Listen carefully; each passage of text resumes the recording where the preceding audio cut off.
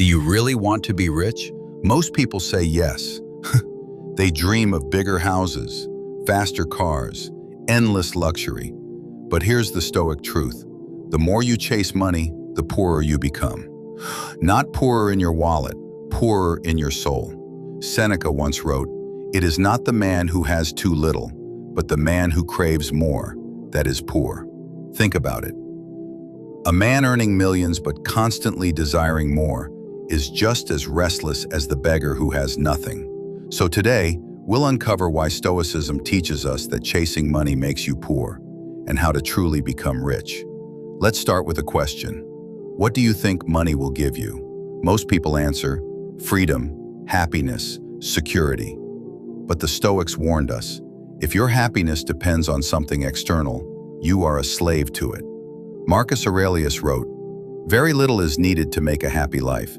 It is all within yourself, in your way of thinking." Yet look around.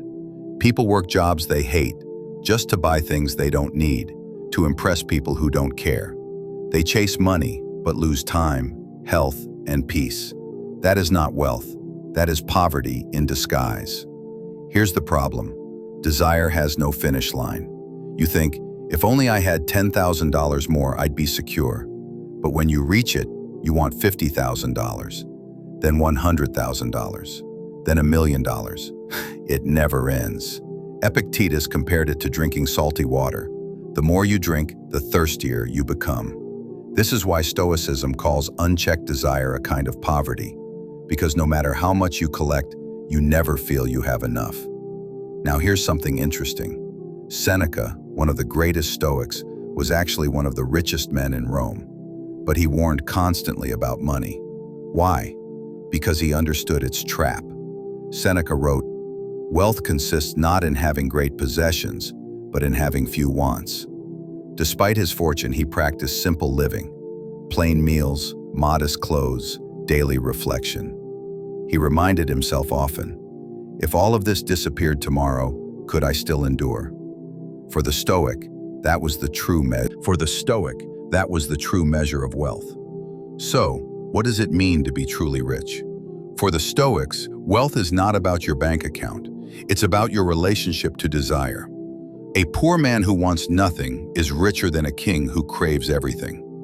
Marcus Aurelius said, "If you are distressed by anything external, the pain is not due to the thing itself, but to your estimate of it."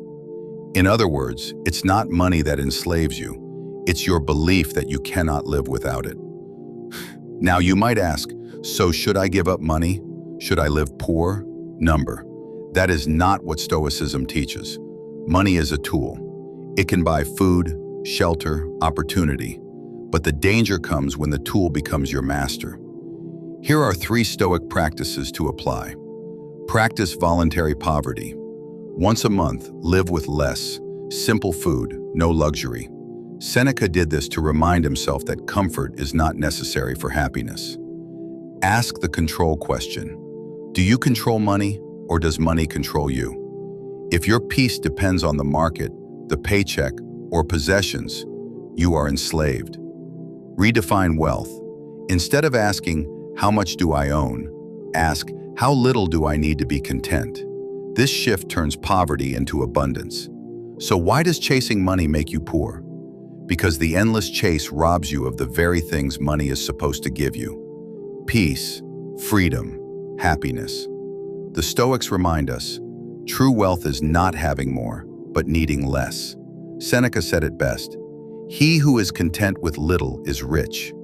So the question for you is, are you chasing money, or are you building true wealth, the kind that cannot be taken away? If you enjoyed this lesson from Stoicism, let me know in the comments.